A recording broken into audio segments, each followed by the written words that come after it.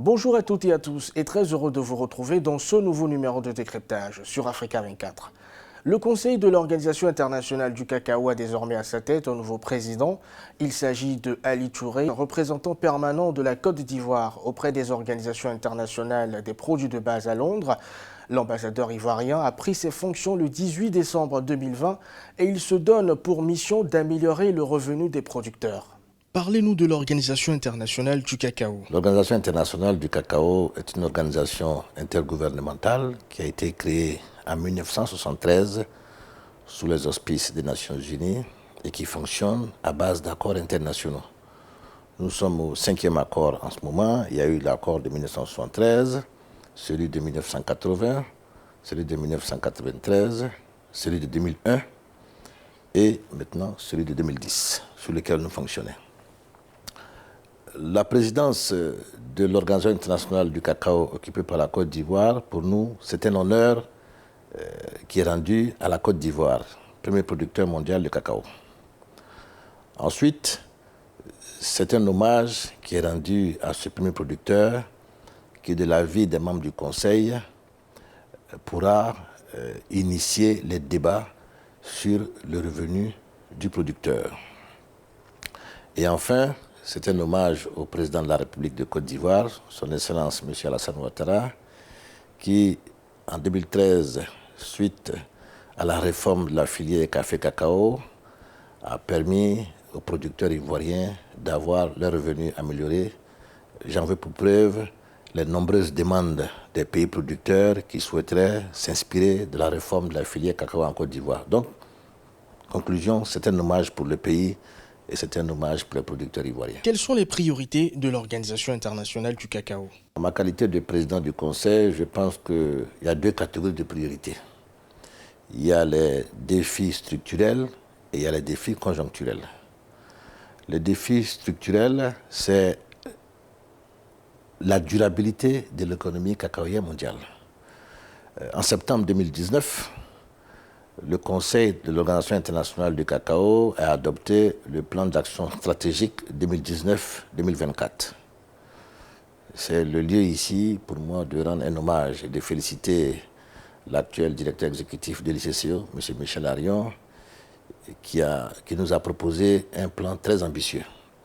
Je dois souligner que le revenu du producteur est un point culminant et crucial dans ce plan stratégique. Nous sommes très contents de ce plan. C'est la première fois que nous arrivons à insérer au sein d'un plan stratégique la question du revenu décent du producteur. Donc ça, c'est le côté structurel. Le côté conjoncturel, je vois deux chantiers importants. L'accord international de 2010 qui est rentré en vigueur en 2012 s'achève en 2022. Le Conseil, en ce moment, est en train d'examiner la mise en œuvre de cet accord à la lumière des événements présents. Donc, il s'agira pour nous d'amender cet accord en fonction de nos besoins et de nos exigences. Et le deuxième défi que je vois, c'est une proposition que nous allons faire bientôt, c'est de demander au secrétaire de l'ICCO de bien vouloir conduire une étude et pourquoi pas organiser un séminaire sur l'impact de la Covid-19 sur les petits producteurs de cacao.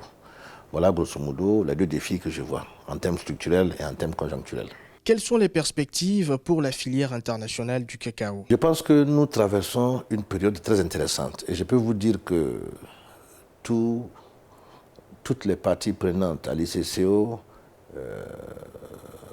sont dans de bonnes dispositions.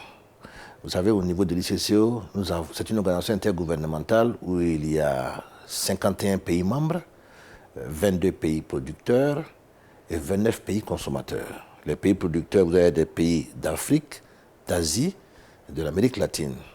En ce qui concerne les pays consommateurs, vous avez l'Union européenne à elle seule qui fait 27 États membres. Vous avez la Russie et la Suisse, ça fait 29. Le fait que nous ayons pu, dans un plan stratégique ambitieux, intégrer la notion du revenu décent, je pense que c'est une victoire pour l'ICCO.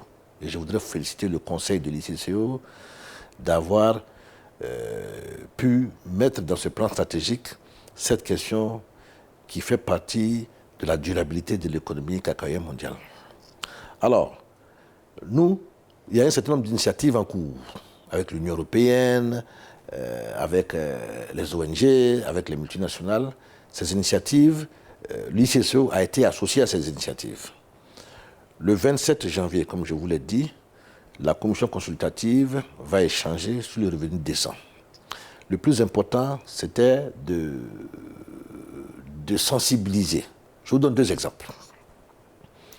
Sur 100 milliards de dollars de chiffre d'affaires de l'économie cacaoyère mondiale, moins de 6% reviennent aux pays producteurs. C'est insuffisant. Quand vous regardez la tendance des prix, et tout le monde peut le vérifier dans les archives, de 1973 à 1975, la tonne de cacao en US dollars était entre 6 000 et 8 000 dollars.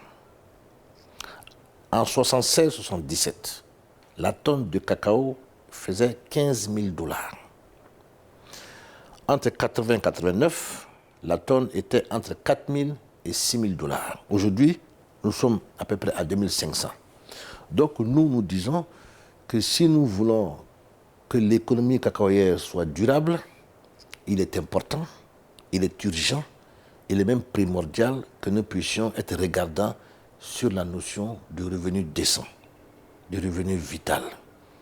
Il faut que les producteurs puissent être mieux rémunérés. Et nous le faisons, cela à partir de la discussion, de la négociation et de la sensibilisation. Les pays producteurs feront des propositions concrètes le 27 janvier. Souffrez que je ne vous donne pas la primaire de ces propositions, mais quand on se reverra à d'autres occasions, je vous dirai comment se passent les débats, mais je suis confiant. Avez-vous un message à l'endroit des producteurs? L'ICCO fera tout ce qui est en son pouvoir pour sensibiliser sur la question du revenu du producteur. Et que nous sommes confiants que l'ICCO, dans les années à venir, jouera un rôle important dans les négociations, dans les discussions sur le revenu du producteur. Ce sont des discussions et des négociations difficiles. Mais je suis confiant parce que je sens au sein du conseil de l'ICCO que toutes les parties prenantes sont dans de bonnes dispositions et ont compris la nécessité de parler véritablement sans tabou, dans la franchise, dans la bonne foi, de l'amélioration du revenu du producteur. Et encore, merci à Africa 24 de nous donner l'opportunité de parler de l'Organisation internationale du cacao.